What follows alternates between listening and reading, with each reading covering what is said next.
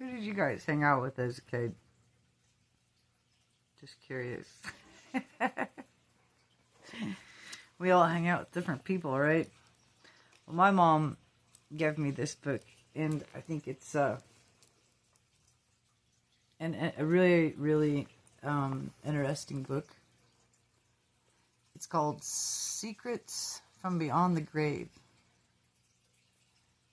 And there's some really amazing stuff in here. And some of those are the people I guess I hung out with as a kid.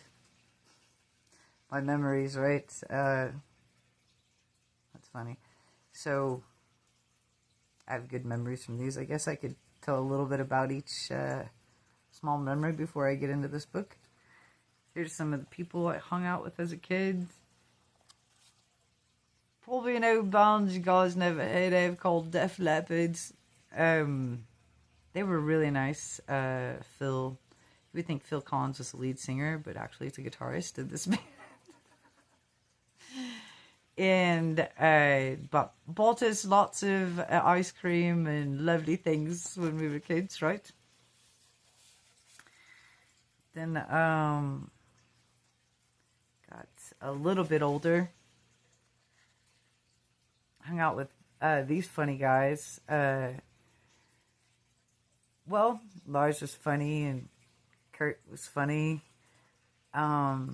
Unfortunately, their band member had just passed away from drinking not too long, I guess, right?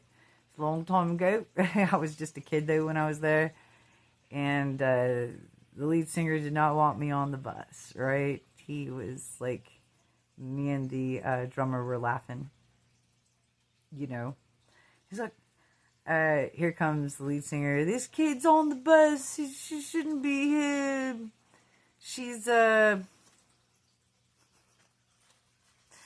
get us all cooked off to, she didn't talk like that because he's American, but I just think that's funny, because he was acting like a pompous, person, and not English people are pompous, of course, but I was like, cowardly lion, you calm down, because, and as soon as I said cowardly lion, calm down, Lars started busting up laughing. He's like, that's what you look like. We're going to call you that from now on. I didn't mean to start it, the argument, but I finished it, right? I think that's from being the youngest in a family. Then I hung out with probably some people you guys wouldn't agree with. You always, your mom's like, don't hang out with the bad guys. I hung out with some Marilyn Manson action where the bassist and me were having to watch some chairs being thrown across the room. I felt like I was in a cartoon. Is some band members from System of Down and a couple other bands that were all there that night, throwing their food on the ground, and going through, oh my gosh, chili sauce, literally, the restaurant Chili's, and pretending we were at Woodstock, sliding through it. Good old cartoon people, right? And then my favorite, last but not least, and I actually got to do artwork. My artwork that these guys were awesome and offered me to be a part of their family was my Jewish family, that I love, Mike Diamond, and all of the good people out there. And I got to hang out with the, Adam before he passed, which was a really cool guy. So I got to work for, you guessed it, the Beastie Boys working crew, which a lot of people, I guess, probably don't maybe know who these bands are nowadays. So, anyway. Anyway, I wanted to read you guys something from this book. And I just think it's pretty important, for maybe some people that you've either lost somebody or you either wonder about the other side and different things like that. Of course, what I told you before and how that's why Christ, you hold on to him if your own heart won't fail you. I mean, it will, even if it does, it won't, God's heart won't fail you. That's what I meant to say. So I wanted to start right here with some passages that my mom had. Right here where it says, it's not a secret to God. Okay, it's not a secret to God. The first man, Adam, was created without sin and sickness. However, he rebelled against God by eating the fruit in the garden, after he was told not to. It's like your kid rebelling against you, and you're like, well, there's got to be a punishment, and you don't want to, but, you got to do something so they don't keep on repeating the same mistake. And yes, it was a little harsh, so I'm just going to, put that motherly part in there. Was created without sin and sickness. However, he rebelled against God, and God denied Adam access to the tree of life. And without the tree of life, he began to physically decline and die, which eventually concluded in physical death. By one man, sin entered the world, and by death, the sin. And death by sin. Adam was 130 years of age, and his son Seth, when his son Seth was born. Okay. So there you go. There's a little time clock there. He lived.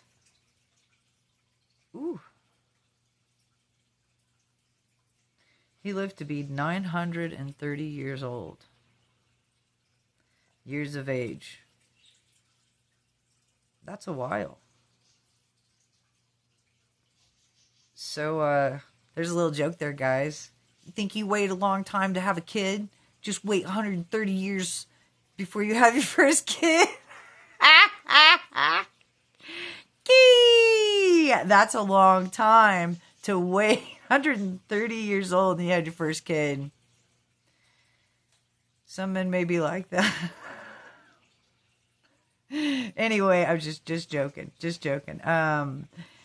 Anyway, so he had his first kid, and Seth was born. He lived to be 930 years of age. Thus, he experienced a spiritual separation from God. Ooh, that's the worst death ever, that spiritual separation. A death in his spirit long before he died physically. That sounds awful, because that's like, what people express if they sell their soul. They express like a dead feeling before they died physically, because what happened when Adam gave up his rights to naturally be who God made him? You had natural telekinesis, you had natural telepathy, you had all these natural abilities, and then you're like, oh my God, the worst thing I lost was the love of God and that spirit of light within, and that's why Christ came back, is to give that back to us, so we're not without it, and actually with him. On earth, not just later, while you're here too, right? Okay. But that's intense.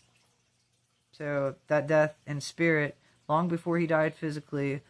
When we attend a funeral, we see only the physical shell of the person lying in the coffin.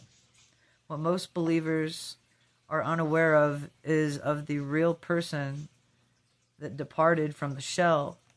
That happened at the moment of death. Because it does say absent from the body, present with the Lord, for those who love the Lord and have faith, care, back to God. The Bible is very specific in revealing each human being a tripartite being, consisting of tripartite, which is 3 parts, consisting of a body, soul, and spirit. Makes more sense there. A body is simply a physical flesh part of the person. The soul and the spirit are interconnected at times, and it is difficult to explain the difference between the two.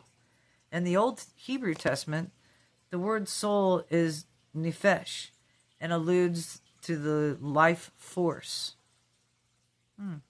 According to Leviticus 17:11, the life Hebrew nephesh of the body is the blood. The common Hebrew word for spirit is ruach, and can be translated as wind, breath, and spirit. Thus, when God formed man, he molded a physical body.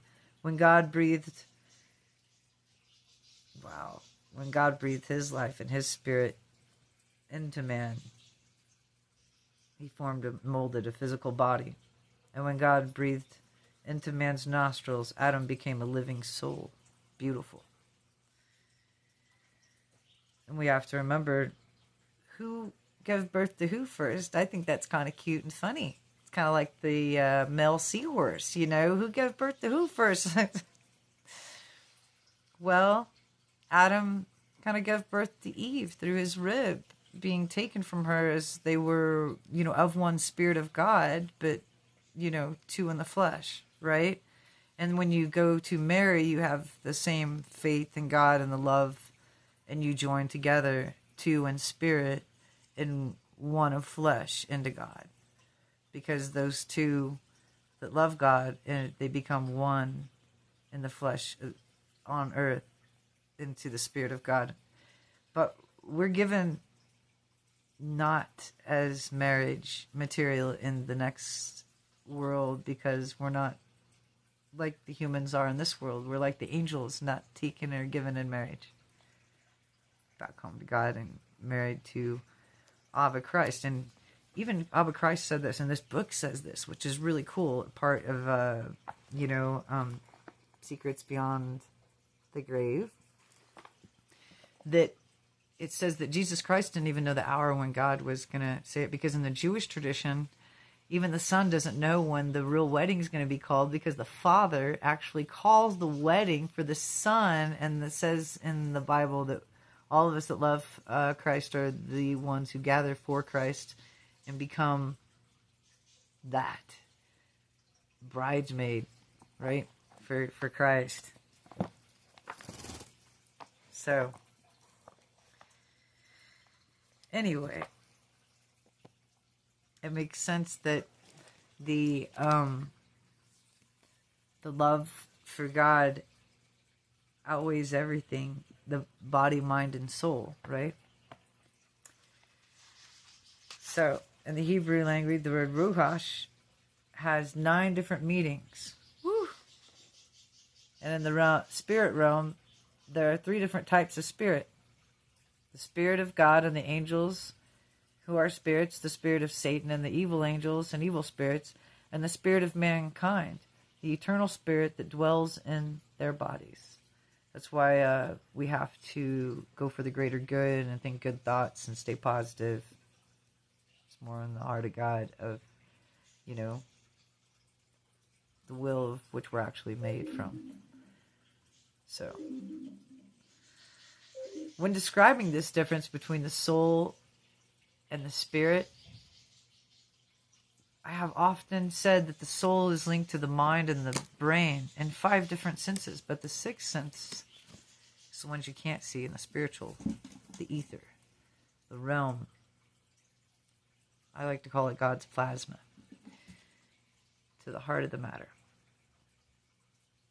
But we'll go back to the book. I have often to say that the soul is linked to the mind and the brains and the 5 senses, the universes of the emotions of the person. The soul can either be carnal or spiritual, depending on how you feed it. The spiritual bond, or the spiritual struggle among all humans, is the battle of the mind between choosing what is right and what is wrong.